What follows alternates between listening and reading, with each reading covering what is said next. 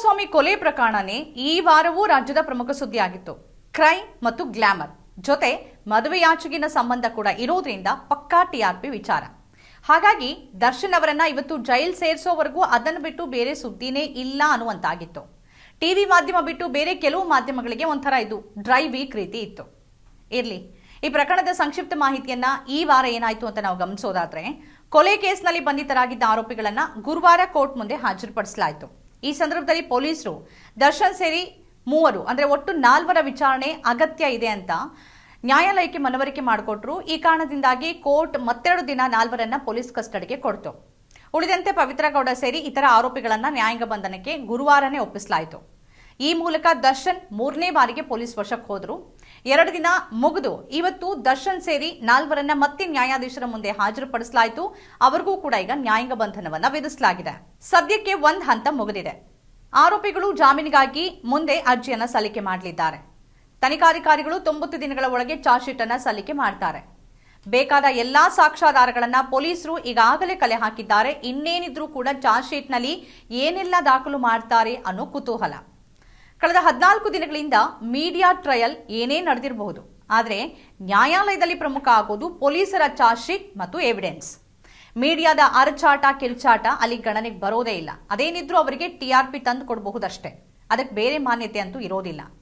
ಇನ್ನು ಆರೋಪಿಗಳನ್ನ ಅಪರಾಧಿಗಳನ್ನಾಗಿಸೋಕೆ ಖಾಕಿ ಸರಿಯಾದ ತನಿಖೆ ನಡೆಸಿ ಕಾನೂನಿನ ಕುಣಿಕೆಯಿಂದ ತಪ್ಪಿಸಿಕೊಳ್ಳದಂತೆ ನೋಡ್ಕೊಳ್ಬೇಕಿದೆ. ಅದಾಗಬೇಕಿದ್ರೆ ಅವರು ಹಾಕುವ ಚಾರ್ಜ್ ಶೀಟ್ ಅಷ್ಟು ಬಲಿಷ್ಠ ಆಗಿರಬೇಕು. ಆರೋಪಿಗಳು ಗಣ್ಯ ಮತ್ತು ಸ್ಥಿತಿವಂತರಿರೋದ್ರಿಂದ ಉತ್ತಮ ಕಾನೂನು ಸಹಾಯ ಅಂತೂ ಸಿಕ್ಕೇ ಸಿಗತ್ತೆ. ಇರುವಂತೆ ಸಣ್ಣ ಲೂಪ್ ಹೋಲ್ ಅನ್ನು ಅವರ ವಕೀಲರು ಬಿಡಲಾರರು.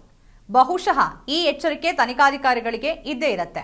ಇನ್ನು ದರ್ಶನ್ ಪತ್ನಿ ಮತ್ತು ಗೆಳತಿ ಕುರಿತಾದ ರಸವತ್ತಾದ ಮಸಾಲೆ ಮಿಶ್ರಿತ ಸುದ್ದಿಗಳು ಅವರ ಕುಟುಂಬದ ಮೇಲೆ ಬೀರಬಹುದಾದ ಪರಿಣಾಮ ಅತಿ ಕೆಟ್ಟದ್ದು.